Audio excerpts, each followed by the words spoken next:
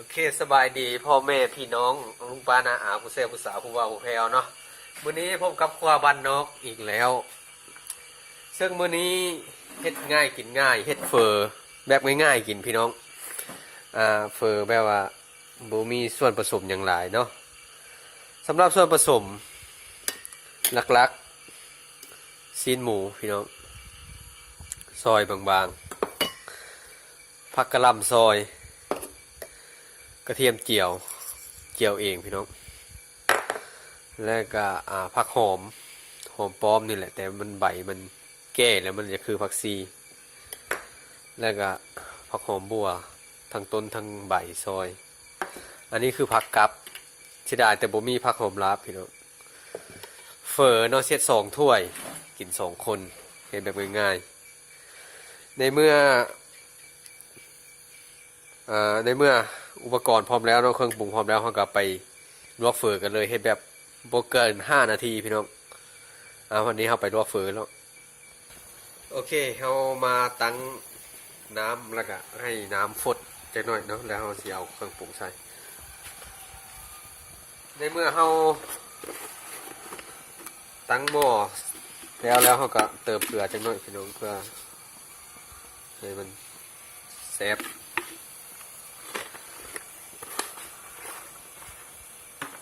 สำหรับ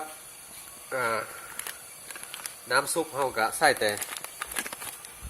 รสดีพี่น้องใส่อันเดียวนี่ก็พอแต่พอมันสีนัวมันก็นัวพอแล้วอยู่แล้วรสดี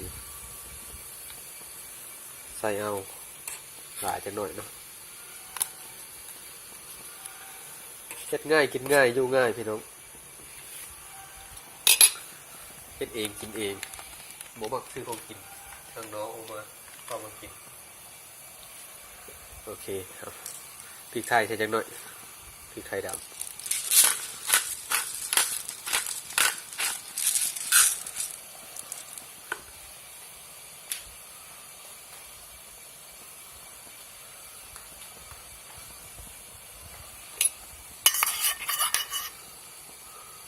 ชิ้นหมู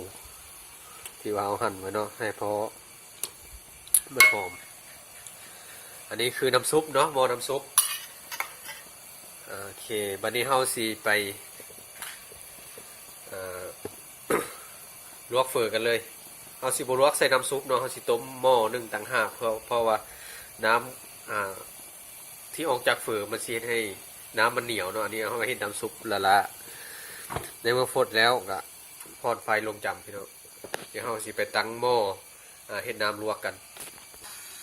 โอเคในเมื่อเฮาตั้งหม้อที่จะเกี่ยมไว้ลวกแล้วเนาะเขาก็มีแต่เพียงรอท่าที่ว่าให้หม้อฟดแล้วก็เขานำไปลวกเลยแป๊บหนึ่งเนาะโอเคหม้อฟดแล้วพี่น้องขั้นตอนต่อไปเขาก็นำเฝอที่เขาเกี่ยวไว้ลงไปลวกเลยเนาะ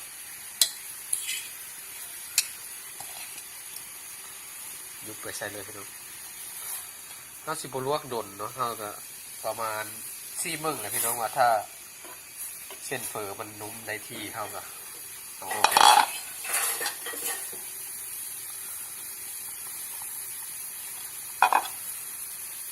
ไฟเฮงมันจะไหม้หูหม้อเลยนี่เนาะสังเกตเบื้องถ้าเอาไปลวกใส่น้ำซุป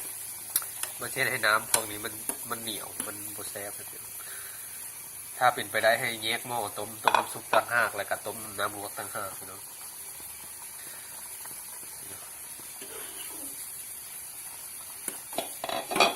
จับมือพี่น้องซีมึง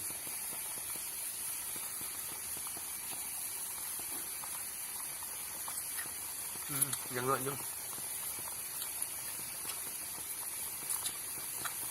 เพราะว่าเฝอเขาใส่ตู้เย็นมันเอาดนจังหน่อย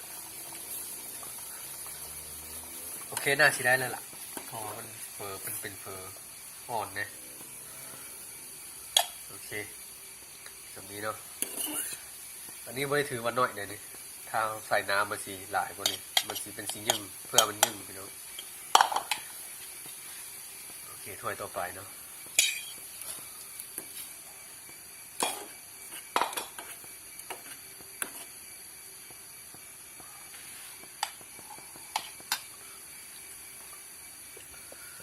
ฮ็ดแบบนี้มันสีง่ายเนาะลดขั้นตอนในการต้มน้ำซุปที่แบบว่าเคี่ยวน้ำซุปให้มันเข้มข้นเมนูนี้เหมาะสำหรับผู้ที่ว่าอยู่หอพักหรือว่าเฮ็ดกินเองผู้เดียวเนาะมันเฮ็ดง่ายดีหมูย่างและแถมยังได้แนวกินแซ่บอีก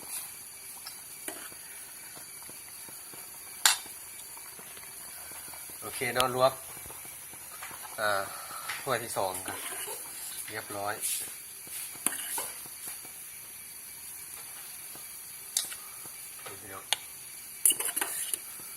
ปิดไฟได้เลยวันนี้เราขั้นตอนสิไปเอาเครื่องปรุงใส่ก็นอกเป็นพักเป็นกระเทียมเจียวใส่แล้วจึงมาถึงขั้นตอนเอาน้ำซุปใส่เนาะใส่กันเลยโอเคถึงขั้นตอนเอาเครื่องปรุงใส่เลยพี่น้องกระเทียมเจียวใส่ไปเลยหอมบัวซอยเนาะใส่ไปเลยพี่น้องแนวไหนมันแซ่บมักเล่นโอเคถ้วยนี้เขาบอกินมักเล่นเนาะผักกะหล่ำนี่สีน้ำไปลวกก่อนนอนลวกใส่กับน้ำซุปแล้วก็จะค่อยมาใส่โอ้ลืมผักชีลืมผักหอมปลอมเลยโอเคง่ายอยู่ง่ายพี่น้องไปบัดนี้เราไปเอาน้ำซุปใส่ลืมตัวนี้พี่น้องที่ไข่ดำหมุนใส่เลย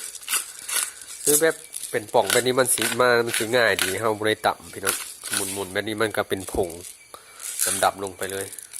แนะนำให้ซื้อเลยเนาะที่ว่าเป็นหัวหมุนแบบนี้โอเคในเมื่อเราต้มน้ำซุปเรียบร้อยแล้วเนาะใส่ซีนหมูนี่เฮ็ดพอแต่ไผ่มักซุกกะต้มให้มันซุกเนาะไผ่มักที่ว่าพอลวกกะเอาสำนี้นี่เราสิมาเติมน้ำซุปกัน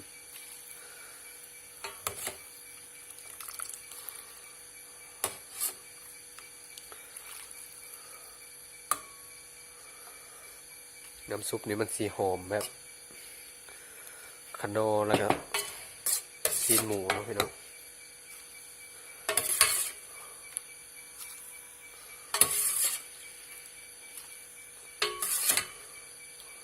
โอเคมันสีได้หน้าตาออกลักษณะนี้เนี่ย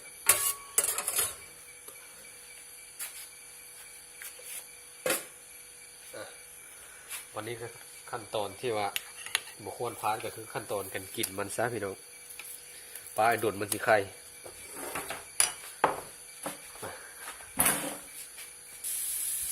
โอเควันนี้ก็มาถึงขั้นตอนการปรุงข้าพเจ้าเป็นคนที่แบบว่ามักรสชาติติดนั้นเลยรสชาติที่ว่าส้มหวานเนาะพี่น้องแต่ไผ่มักอะไรกับปรุงในนั้นแต่ว่าเจ้าของเองมักส้มหวานมันกัดสีนวลเลยนะพี่น้องนัวขนอมะนาวจัดลงไปเลยส่งดิ้งมะนาวมีเม็ดพี่น้องคัดอยู่ปลาเขียว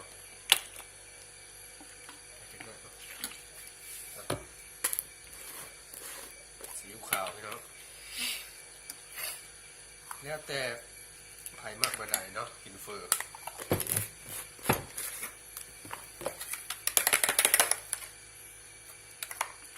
เอาบวงนี้ดีกว่า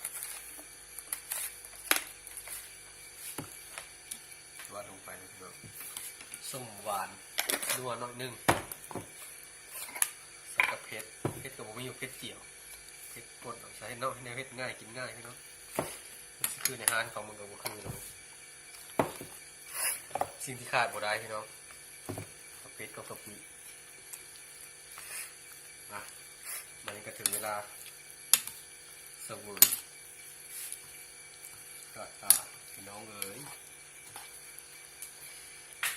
อย่างไรเฮ็ดกิน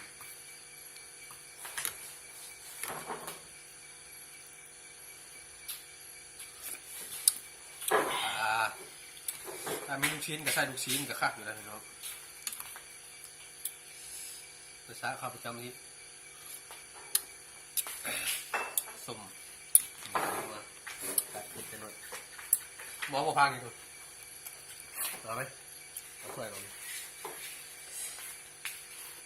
แค่ได้เลย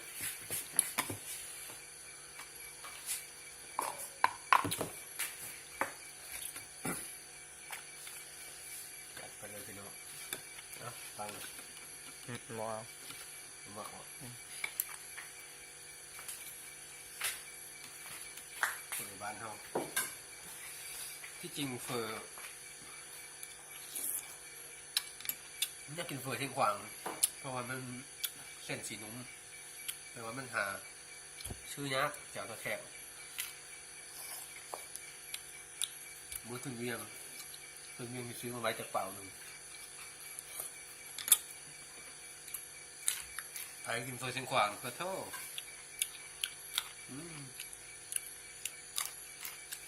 ตัวกับตัวให้พี่น้อง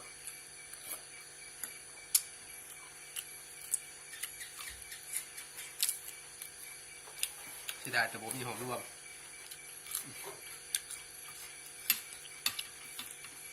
ไปพี่น้อง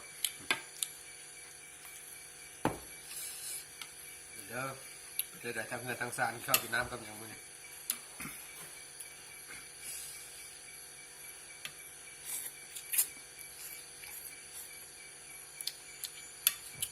มีทั้งพี่กินกับเฟอร์บางคนก็ว่ากินเฟอร์เลยมันมูยู่ท้องหมดแล้วเข้าแต่ก่อนข้าพเจ้าก็เป็นไปท่านแหละแต่ว่าอย่างนี้ซื้อมากินหน่อยลงกินเฟอร์กับยู่ก็อิ่มเข้าไป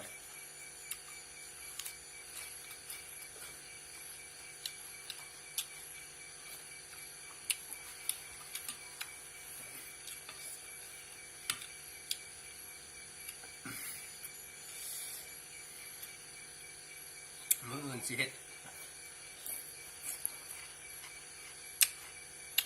เน้นมะเขือให้พี่น้องเบิ่งนะอย่าลืมกดติดตามกันเลยเด้อพี่น้องเด้อแนวครัวบ้านนอกเราเฮ็ดเองกินเองเฮ็ดง่ายกินง่ายแล้ววันนี้กับวันซัมนี้เนาะตามไปว่าก็จะลืมกดติดตามกดไลค์กดแชร์นะนะครับสำหรับมื้อนี้แม่นมื้อซัมนี้เนาะแล้วก็พบกันใหม่ในคลิปหน้าสำหรับมื้อนี้ขอกินส่วนกันอร่อยนี้ครับขอขอบใจ